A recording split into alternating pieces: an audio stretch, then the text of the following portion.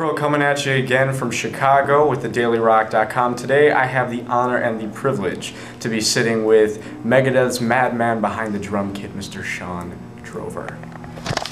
How are you, sir? Greetings, Earthlings. How you guys doing? So currently you are on tour with Testament and Slayer, and you've already been touring with these guys forever for the past year, and Sonosphere. How's this whole ever-going experience treating you so far? That's been good, yeah. Like you suggest, we've been really busy since the end of last year, and yeah, we just keep rolling along, and we're doing the American Carnage right now with Slayer and Testament, and I think we're on show number 6, I guess, and everything's been great so far. So the crowds are really ecstatic about it, and so are the bands. Speaking of ecstatic, so Sonosphere, historical, Big Four, DVDs coming out? Yep. When's that coming out? I just saw it announced. I think it was on Metallica's website. I think they announced it's coming out in October sometime. So, okay. Yeah. Will there be an American tour of the Sonosphere lineup of the Big Four?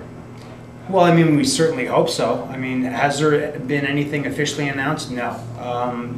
Would we all like it to happen? Yeah, I mean, certainly in our camp.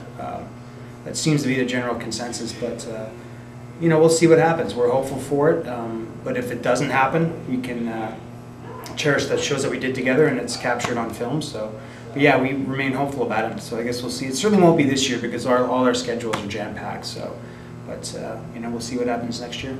So is it right in assuming that Megadeth's just going to keep touring and touring and touring?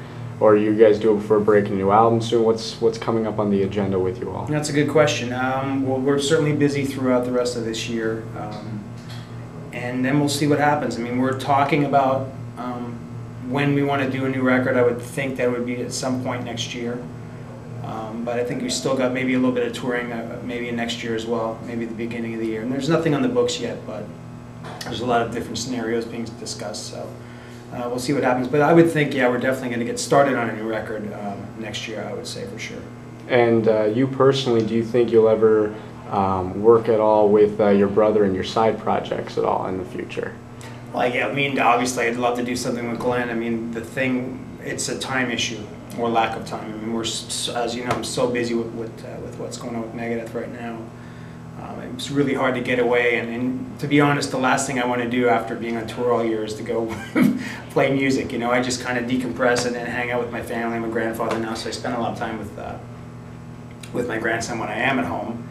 And but I mean, Glenn's working on a record. He's been working on a record now for over a year, just at his own leisure. It's like a fusion rock instrumental thing, and I heard some stuff actually today, and it sounded really great. So you know, he doesn't need me to create music. He's got some stellar musicians he's working with and stuff, but it's more of a labor of love. He's not trying to be a billionaire making the kind of music he's making. He's doing it because he's doing what he loves, so more power to him for that. But yeah, you never know in the future. I mean, we know.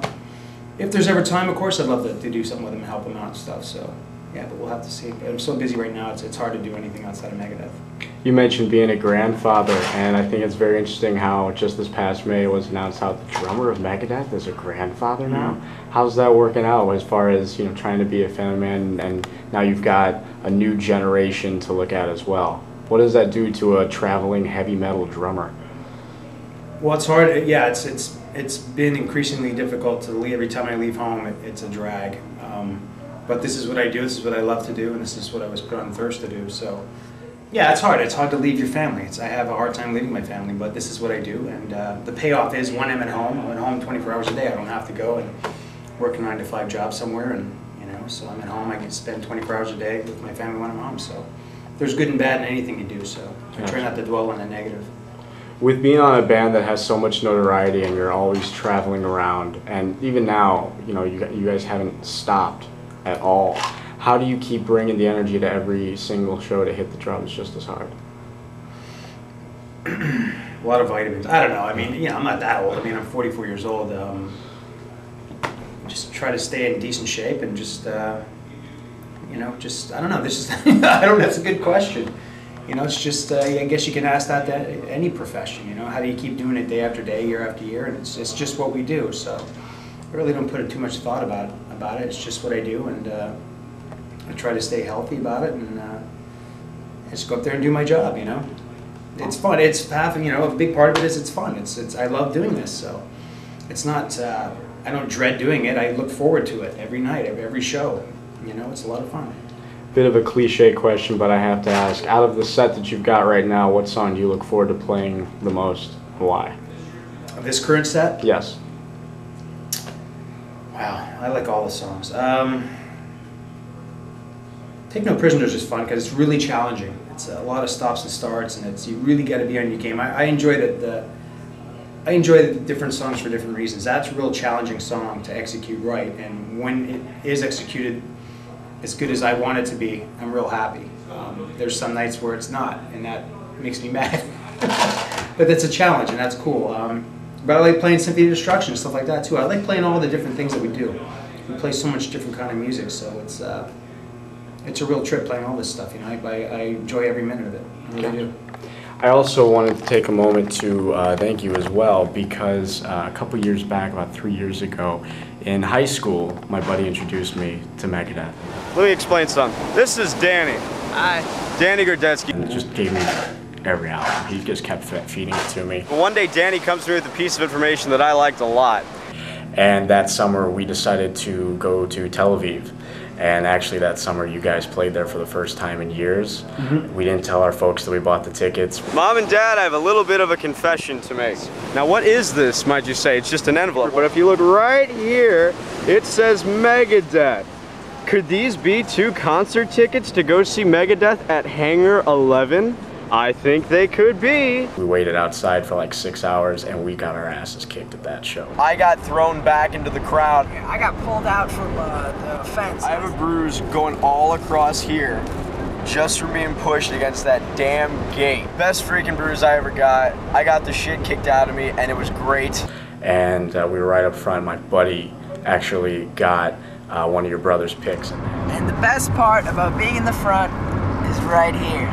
I got this pick, and this thing's staying with me. And has it safeguarded to this day. So that was what, 2007? 7. Yeah, I remember that show. That was a cool place. I remember the hotel we stayed at, and I remember everything about that show. I remember after the show, me and Glenn went to the hotel. It was right on the Mediterranean Sea. And I give you the Mediterranean. We just kind of, there was a couple of lawn chairs right by the water, and we just hung out for a couple hours, and